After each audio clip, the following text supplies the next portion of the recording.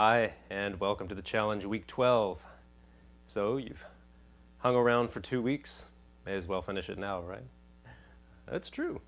The hardest part's out of the way. You've started, you've put in a couple weeks of maybe a different kind of work than you've been used to doing.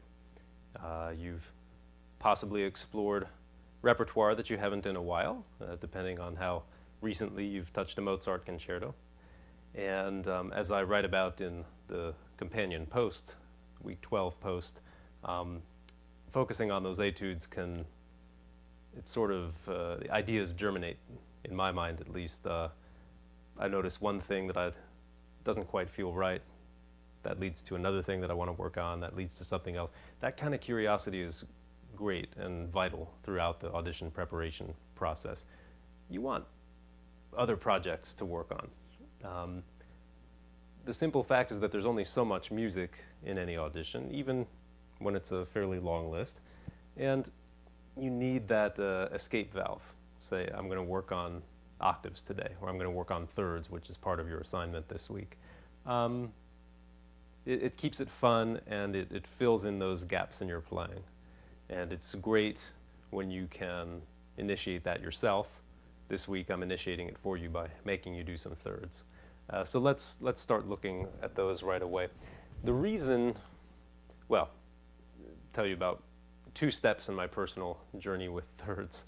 I had practiced them ever since I was maybe 10 years old, and I was just finishing up Suzuki, and my Suzuki teacher said, okay, now here's a scale book, you're going to play some scales and some arpeggios and some double stops, and I liked double stops. I liked how they sounded, and I liked playing them. But thirds were a little tough unless they involved open strings. So I didn't do a whole lot with them. When I switched to the teacher that would take me from there to conservatory 8 years later, he insisted, okay, we've got to beef up your double stops here. So worked, I remember a Whistler double stop book that we worked on, and then some scales in double stops, all the double stops. But he wasn't hearing them every week, and as things tend to do, let them slide a little bit as I had more and more repertoire to work on. Then I got to school, and in my very first lesson with Felix Gallimere, which is a story of which you can read about at Nate's Violin, I got a real virtual beatdown as far as the state of my scales. So my prescription for that first week was practice thirds, sixths, octaves, and fingered octaves every day in all 24 keys. And my mind was kind of blown. I ended up practicing the single note scales and arpeggios in all 24 keys every day. And then for the double stops, I chose, I don't know, maybe 6 keys out of the 24 and rotated those. It's a lot of double stops. It took me about 2 hours a day to work through just the scales.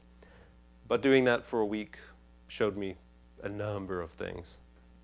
I scaled it back, and the next and last step that I'll tell you about was probably a good, well, almost 15 years ago at this point, when I was out of school, my first job in St. Paul, and I came across Ruggiero Ricci's book on left-hand technique, and he prescribed, if I remember correctly, it was 20 minutes of thirds a day, maybe more. So I started doing 20 minutes a day of thirds, because again, it had been a while, and I was ready for it. Something clicked. And the reason I think that thirds are so important,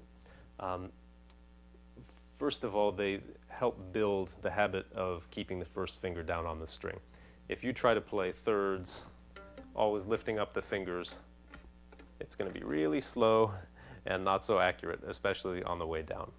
Just makes everything harder. Even though it may seem more difficult at first to keep those fingers down, that's the way to go for all those thirds that you can. Next, it forces what are usually the weaker fingers, 3 and 4, it forces them to lead, because they're on the lower string, and so they're kind of on the way up. They're the little snow plows that prepare the way. and it's great to know how to set your 3 and 4 at the same time as, or even before, 1 and 2. So the assignment this week is in C major, and that can take whatever form you're able to do. The basic scale.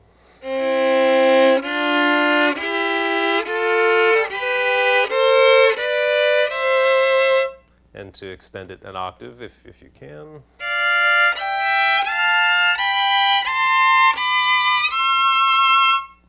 I'm using vibrato here. I practice scales with vibrato, without vibrato.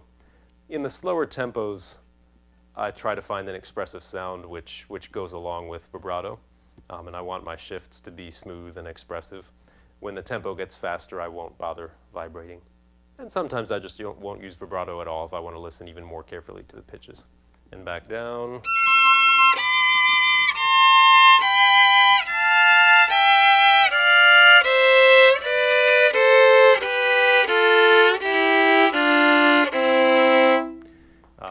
You can use open strings when you like. That helps facility.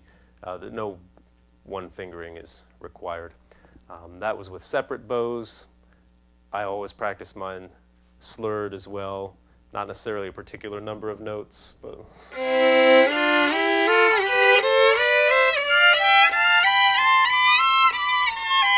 and so forth, just to get the facility. I'll start in a slow tempo. I'll work my way up.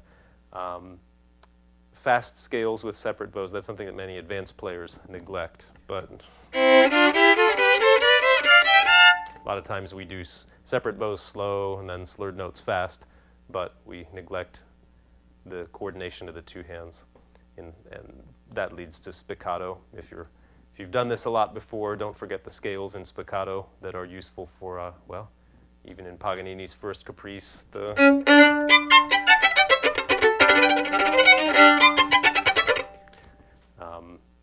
the timing's a little bit different between the two hands in spiccato, so that has to be worked out. And as I said, if you've never done thirds before, don't stress. Anybody can play a few thirds.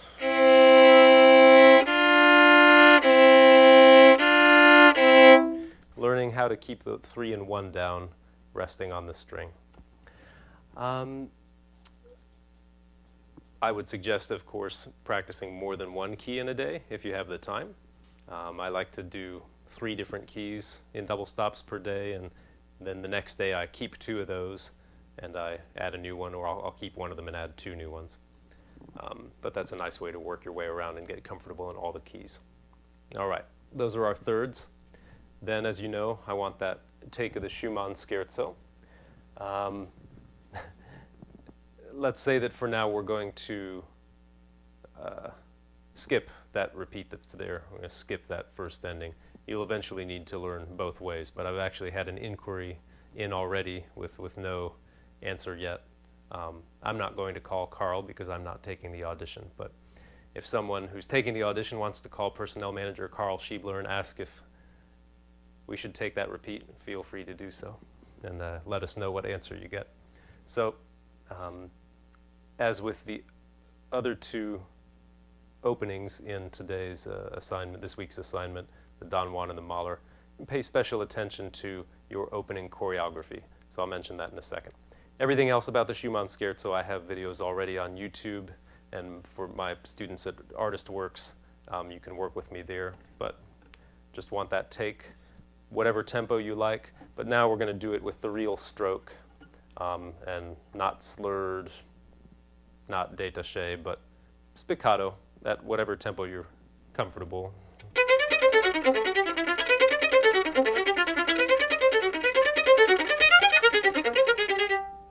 That would be a nice performance tempo, I think. Could go a little up, little down, but somewhere along that is how I would audition with it. And then the very openings of 2 other excerpts, the Don Juan and Mahler 5.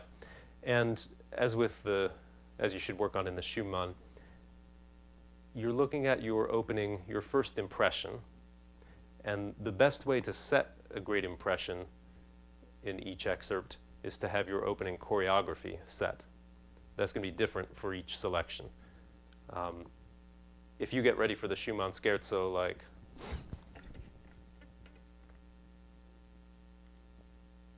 and then try to start it, I mean, you can't go anywhere. It makes me tense even just to pretend to do that. You know, this is a light, capricious movement, and preparation needs to reflect that. If I'm down here, put it up. I'm doing my counting in my head. The bow contacts the string just before I start. For Don Juan, this is a swaggering character, and this is going to be real virtuosity. Starts big, but I also like to play and hear the notes, so therefore I'm not going to put it up just like, you know, from here it's going to be.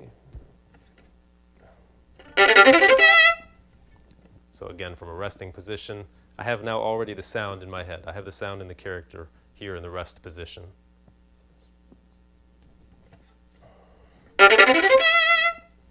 So what I want are those notes, again, whatever tempo you like.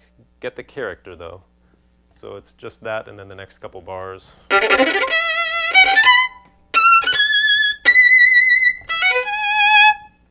And that's it.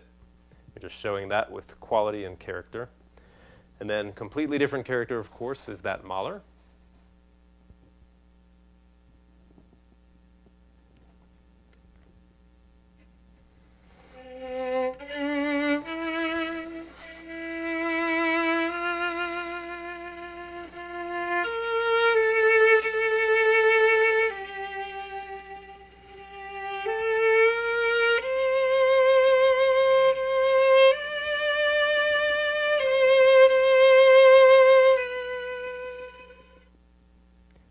Course, using the bow completely differently, and again rehearsing that opening choreography. The key is having the sound and the character even when you're down here. Then everything reflects that. Just how you set the bow on the string.